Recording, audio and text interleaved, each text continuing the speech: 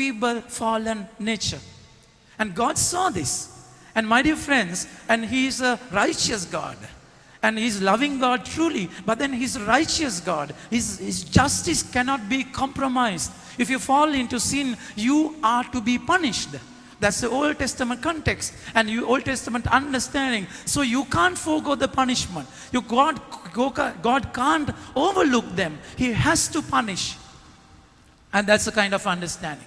That's where the Lord is saying, though He came with lot of expectation to the people, and they produced bad wine and bad fruit, vile grapes, and He was frustrated, and He removed the fence and allowed the wild beasts to attack them and stopped rain, and He made them to destroy completely. And when they were in pain, when they were in suffering, pain always opened their eyes. When they are fruitful, when they are prosperous, they forgot the connection. And that's why He allowed famine. He allowed destruction into their lives. In book of Hosea chapter 5 verse 15, it is said, book of Hosea chapter 5, it is 15 verse 15, it is said, God will leave His people. God will leave His people. And so that they would suffer. When they suffer, they would come in search of Him. Sometimes, if you can remember, the destruction in Twin Towers and Pentagon, and it was a huge blow. And people, those churches were empty. And after the destruction, the churches were full. And after a few years, again they forgot God. Only the old people used to go to them for Mass. And thanks to Corona, again the eyes are open. And always this pain teaches us. Pain will prick us. Pain is an eye-opener. And God is allowing destruction. He's removing the fence and stopping rain. He stopped the prosperity so that they would in pain, they would realize the true ownership. That's how when the prodigal son went away from the father, and when he was in piggery, in that stinking den, his eyes were open to the love of the Father, not to the punishment. So we have to understand, sometimes in our lives also, God has given you everything. And the frail, the human nature, weak human nature, and the kind of the way we think, we always look not the blessing, not the blessing, rather what we don't have. We'll always compare with others, and then we'll get frustrated. We are never content with what we have. We forget to thank Him for what He has given us, my dear friends. And then we complain always. We murmur always. And then we don't enjoy and be grateful to Him. That's where St. Paul says in letter to Philippians beautifully, you don't have to worry over anything. You just have to thank God. Give all your supplications. Tell Him all your needs with joyful heart, not with grumbling. My dear friends, that's where God uses pain to open your eyes. And Jesus is telling this parable with little amendments. Gospel of Matthew, my dear friends, you have to understand this biblical background. St. Matthew wrote to Jews. So in writing to Jews, he didn't want to explain the background. They were Jews and they knew the background properly. So the moment Jesus speaks about this vineyard and the vine owner and the owner of the garden, they will immediately remember Isaiah chapter 5, that beautiful song of the vineyard. And that's where Jesus takes the very same example, same parable, and makes few amendments. And there, the same as in the song, he made the vine, he prepares the ground, remove all the stones, and make the fence, protects them all, and he makes the watchtower also, and dig a pit for that pool where you crush the wine grapes and get the wine, and everything is done. In the Old Testament, that vineyard is people of God, Israelites. But then in New Testament, Jesus is specially speaking to all the Pharisees, Sadducees, and high priests. Those who had the ownership, those who given the leadership to guide the people. And the vineyard in Jesus' parable is given to tenants. And they were given to them. And it was given to them. And what they did with the vineyard. And when comes to the season of harvesting, they saw the fruits, they saw the harvest, and forgot the beginning, forgot the contract, forgot the treaty that God has given this vineyard to them for a particular time. They are stewards, they are not the owners, and they forgot it. Because the gift became more important than the giver. They were so greedy for the gift. Often it happens with our lives also. God has given you your wife, your husband, your children, your family, your job, all your responsibilities. In all the places, God has appointed you as stewards. You know, you are not the owner. You are accountable to Him.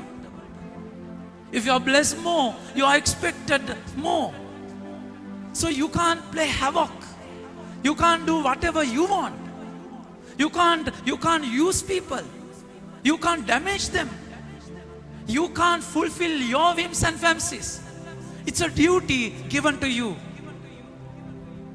The Lord is saying, the first parable in Isaiah 5, 5th chapter, they produce wild grapes.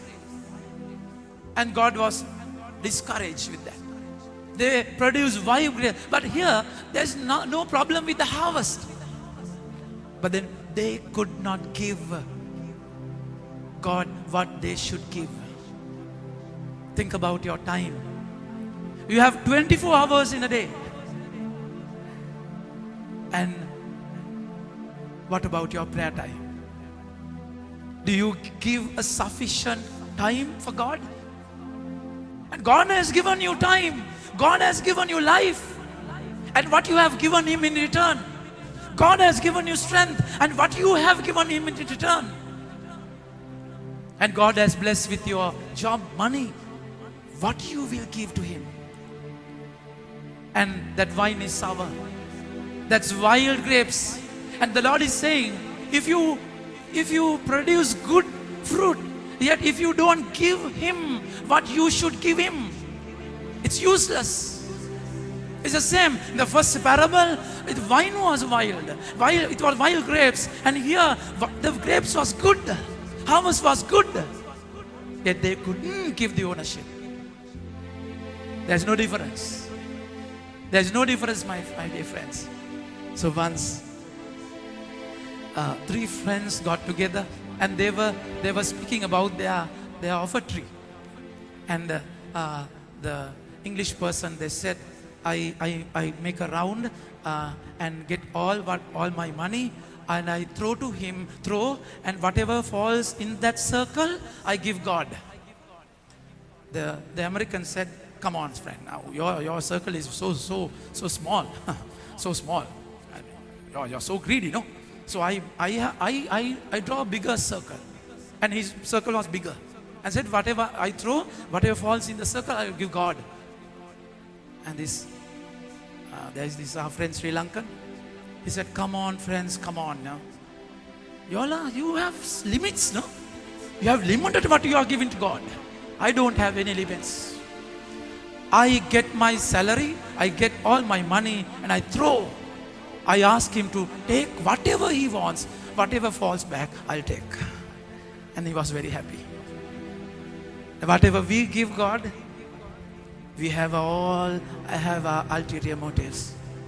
We don't give what we should give. And there is no percentage, my dear friends. Old Testament, Abraham gave the 10% to God. But New Testament, there is nothing, no speech about 10%. In the beginning of Christianity, the first Christian community, they gave them all, gave everything to God. And we don't have any right to keep anything for ourselves. And we have to give Him everything. We have to give Him everything. And when you give Him everything, my dear friends, we are blessed more. And we become so glued, so greedy to these worldly attachments. We become stingy. We possess. We become possessive. And the vineyard, the owner, the king sent all the servants and asked for his share. And they killed them. They stoned them. They persecuted them. Because the words are like double-edged sword. They asked for the ownership. Their words challenged them. My dear friends, we love the people who pleases us. We enjoy the sermons which pleases us, which speaks about the prosperity and wow kind of concepts, you know. Prosperity gospel is a dangerous concept where people will gather in numbers because they speak about prosperity. And very easy to please people. If you come for the service, you will be blessed and the curse will be gone. If you come for the service and the miracle hour and everything and lot of people, they come for spiritual comforts. But the Lord is saying, harvest is more. But we don't have workers who cut the harvest, who harvest the harvest. I mean, get the corn and get the sickle and cut it and give the ownership. Our words should be like that. You should be a mother, father who will teach your son, daughter not to grab. Your words should be like double-edged sword where you teach them to give the ownership. Do you give God all what He has? You belong to Him. Our word should be not only me, not only the priest, not only the clergy, even you laity have a duty. You are a sleeping giant. You are sleeping. You have to wake up and do your mission. And we don't like people who challenges us. We kill them not with sword, with words. We tarnish their name. We corner them.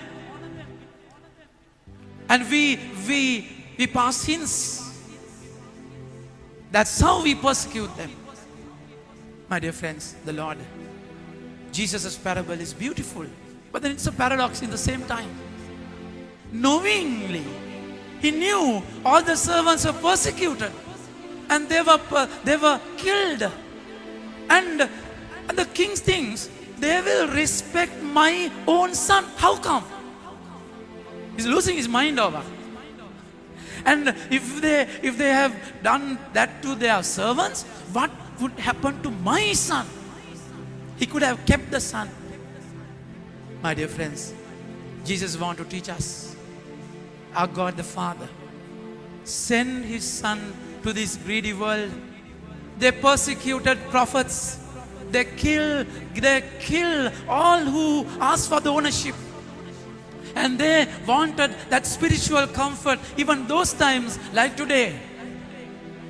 Knowingly, God the Father sent His Son, only Son, to be killed only. He wanted to quench the greed of the world by shedding his own son's blood. He wanted to give his own son for their possessiveness, for their carnal desires, for their selfishness, for their fear. Pharisees and high priests were scared. That's why they killed Jesus. And he became the price for our sin. And today, St. Paul is saying, go to him. Go to him and tell him everything. Think about your life. How greedy we are. Think about your life. We are scared. And the fear concept has brought to a state of grabbing things. We are scared about tomorrow. So we pile up, we collect lot of things. We are scared about loneliness. We are scared of loneliness. And so we maintain even petty relationships. We are scared. The Lord is saying, my children, you don't have to be scared. I have given my son to you. That's the most precious gift. What more I can give you? I have given my son. You don't have to worry at all. So think about, accept your greediness. Accept your frailty. Accept your iniquity. Lord, I want to give you more. I want to let go. But I find it difficult. Without covering that thing up, without having that part in your life and maintain another area, get that into your prayer. Tell him, Lord, it's difficult for me. I'm scared to let go. I don't know if I let go of this person, if I let go of this concept, what would happen to me? But then I know you have sent your son as a ransom. He has paid the price for me. And I know I'm free. I'm free. I don't want to grab things. I know you are my Abba, you are my Dada, you are my Tata, you are my Appa. I know you love me more than I love myself. So if you want to give everything to you, give you all. I know it's for you. I know that you want to bless me more. So I'm not scared, Lord, to let go of things, to surrender myself completely. My dear friends, don't be deceived by satanic concepts. You are free. And you are free when you let go, when you surrender completely. The Lord is saying, when you surrender, you are in my care.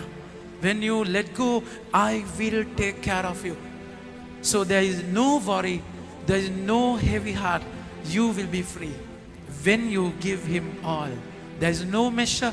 Give him all. Throw yourself to him. Allow him to do whatever he wants of me to do. And then you are led by the Spirit. Holy Spirit will lead you, and those who are led by the Spirit are children of God. So you are a child of God.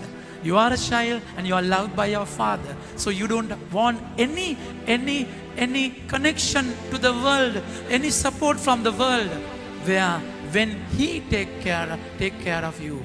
And that's where the Lord is asking to give the ownership and enjoy the inheritance of heaven, my dear friends.